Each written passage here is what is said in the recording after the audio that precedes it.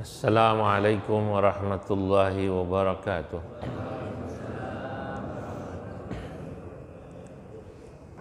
Alhamdulillahi rabbil alamin. Hamdan yuwafi ni'amahu wa yukafi'u mazidah.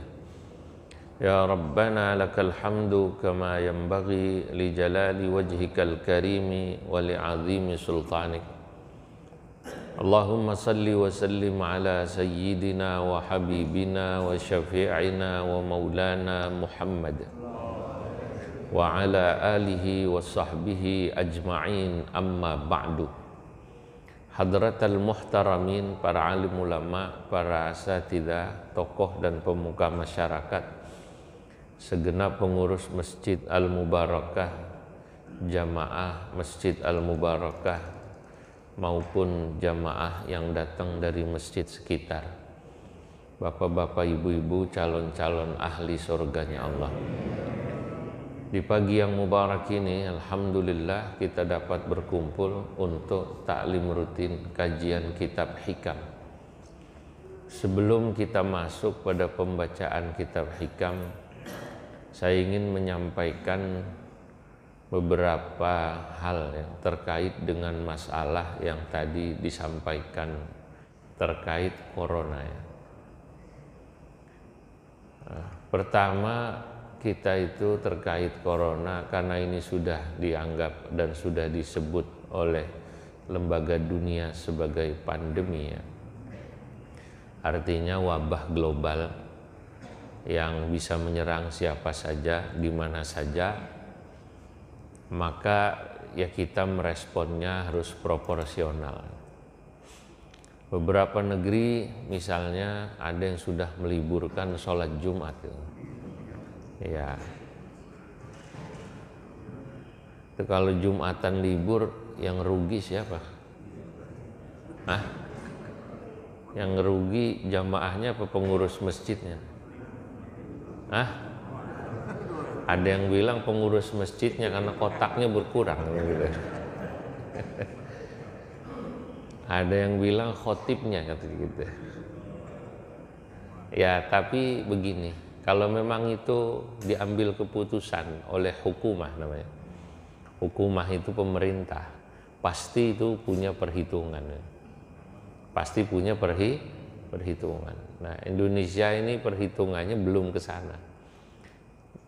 Tapi sudah diingatkan semua agar ya memiliki pola hidup bersih kan gitu.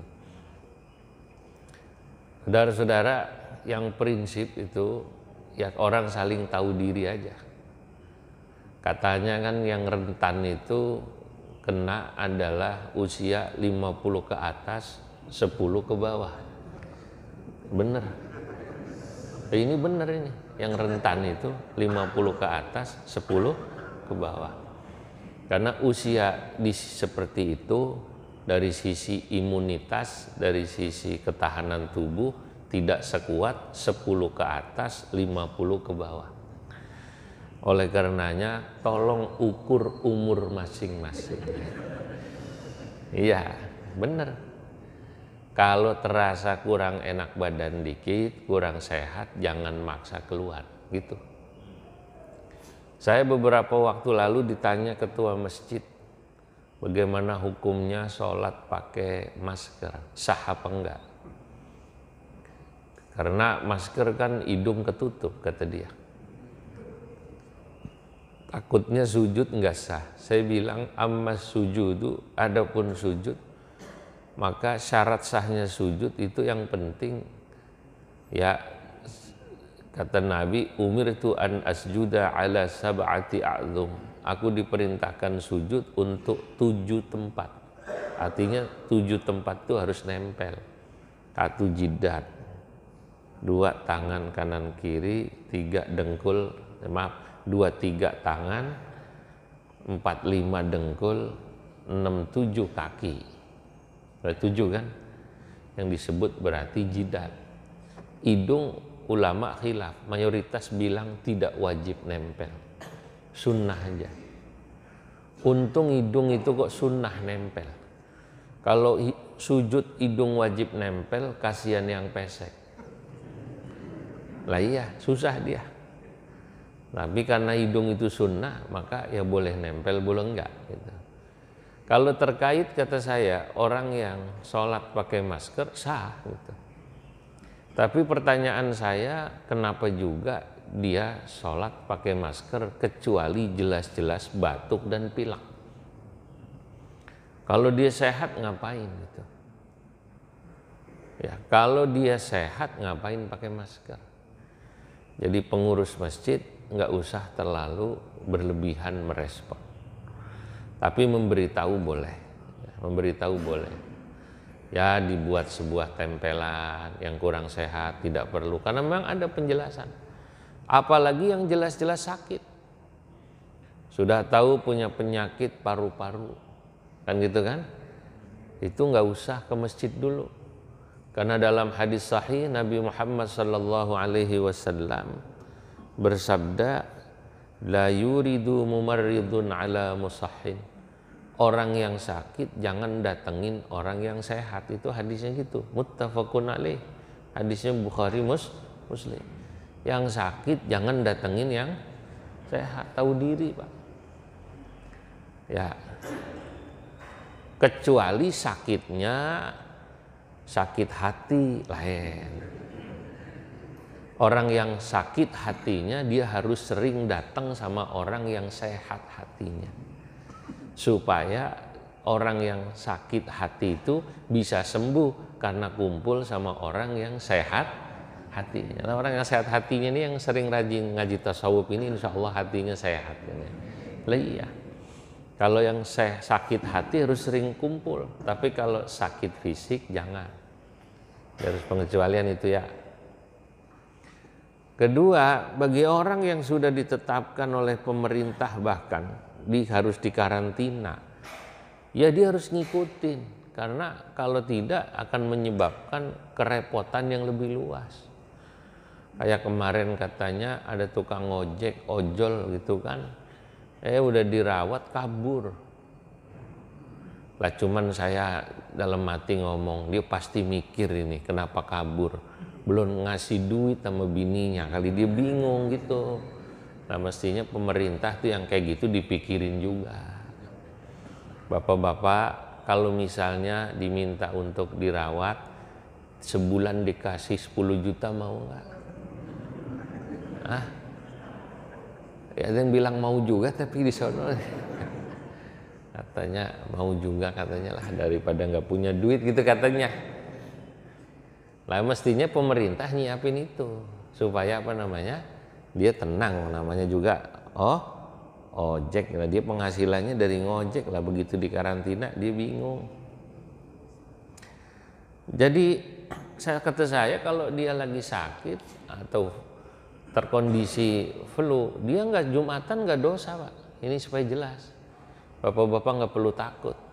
Lagi sakit, pilek-pilek, flu, nggak usah Jumatan. Ya, pertama akan timbul fitnah kalau ke masjid batuk-batuk terus, meler terus, orang sekitarnya kan bingung, gitu kan. Nanti bapak malah dijauhin, orang nggak ada yang mau di sebelahnya. Nggak Jumatan nggak apa-apa, bahkan nggak sholat fardu dulu di masjid, nggak di masjid loh ya, tapi sholat fardu di mana? Di rumah. Sholat Jumatnya diganti sholat zuhur, udah gitu aja. Ya, malaikat juga paham orang ini lagi bengek, malaikat paham. Insya Allah malaikat ngerti ini orang lagi kurang sehat gitu, ngerti. Nah, ini respon-respon yang harus kita lakukan. Lah selain respon zahir, kita ini juga harus punya respon batin, artinya respon yang sifatnya vertikal. Ulama dulu itu ngajarin ketika terjadi semacam ini, itu membaca doa yang ada di Quran satu, yang satunya itu ada di ratib. Ya, yang di Quran bunyinya Qul lan yusibana illa ma kataballahu lana huwa maulana wa 'ala Allahi falyatawakkalul mu'minun. Ini dibaca 3 kali. Siap habis sholat atau di waktu-waktu tertentu atau sekali nggak apa-apa. Qul katakanlah hai Nabi Muhammad kata Allah, la yusibana, tidak akan mengenai pada diri kami, illa ma kataballahu lana, kecuali sesuatu yang Allah sudah tetapkan. Kalau Allah sudah tetapkan kami kena, ya kami akan kena. Kalau tidak, ya tidak akan kena. Nah ini ayat ya ada di surah At-Taubah ayat 51. Nanti bisa dicari At-Taubah ayat 51. Itu dibaca. Jadi orang itu tawakal harus tinggi. Karena dalam ayat itu disebut wa 'alallahi falyatawakkalil mu'minun. Hanya kepada Allah sajalah orang mukmin itu mestinya tawakal. Kalau kena berarti memang sudah dicatat. Illa ma kataballahu lana. Ini Pak, hebatnya orang mukmin itu, yang dia rajin ngaji, imannya bagus, itu sisi spiritualitasnya tinggi. Katakanlah dia di rumah, kalau wayahnya kena. Katakanlah dia keluar, kalau memang dia sehat, kemudian dia kerja dan mengikuti pola hidup bersih, kalau belum kena, belum.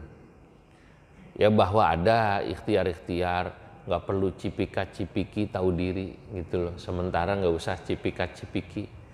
Salaman juga begitu gitu kan. Ya tapi juga ya itu hak lah, orang yang nggak mau salaman mungkin begini boleh. Yang masih mau tapi dia tahu diri udah cuci tangan boleh. Maka orang kalau mau salaman sama orang apalagi di masjid, cuci tangan dulu. Dia yakini bahwa dia bersih. Sebab nanti kalau dia bikin madarat sama orang dosa gitu. Ya, kalau masuk masjid kan kita biasanya salaman, cuci tangan dulu atau dia yakin bersih. Jangan habis naik motor di jalanan kena gimana dari tempat yang umum langsung salaman kayak begitu. Bengek-bengek dikit langsung cipika-cipiki sama temen, kasihan gitu. Nah, ayat tadi dibaca itu kata para ulama. Yang kedua yang biasa dibaca ini sama orang yang biasa baca ratib. Bismillahi la yadurru ma'asmihi syai'un fil ardi wala fis sama' wa huwas sami'ul alim. Dua itu aja, jangan banyak-banyak. Itu biasa dibaca oleh ulama. Qul la yusibana illa ma kataballahu lana huwa maulana wa 'alallahi falyatawakkalil mu'minun. Qul la yusibana illa ma kataballahu lana huwa maulana wa 'alallahi falyatawakkalil mu'minun. Qul la yusibana illa ma kataballahu lana huwa maulana wa 'alallahi falyatawakkalil mu'minun. Baru bismillahi la yadurru ma'asmihi syai'un fil ardi wala fis sama' wa huwas sami'ul alim. Sehingga andai kata bapak-bapak, saudara-saudara mau datang ke kondangan, saudara ngawinin, baca itu. Baca, ada kekuatan tauhid dalam hati. Selama tadi dari sisi zahir kita sudah lihat fisik sehat segala macam. Dan ini juga bukan sesuatu yang sangat menakutkan. Sebenarnya ada juga yang dia bisa sembuh sendiri dengan pola hidup sehat, makan buah, olahraga, tidur cukup, kan begitu kan? Nah, dia akan berbahaya kalau memang orang itu punya penyakit bawaan gitu kan, penyakit bawaan. Ibarat orang itu sebenarnya yang bikin berat ya memang penyakit bawaannya, cuma nempelin nambahin aja gitu. Sama kayak ada orang dia udah penyakit darah tinggi, itu udah berat ya. Darah tinggi tambah jantung, kemudian tambah utang banyak, cepat mati. Itu sebenarnya gitu. Tapi sebenarnya udah berat gitu masalahnya. Jadi yang bikin mati bukan utangnya banyak, cuma nambahin pikiran. Baik, itu sekedar tambahan. Moga-moga ya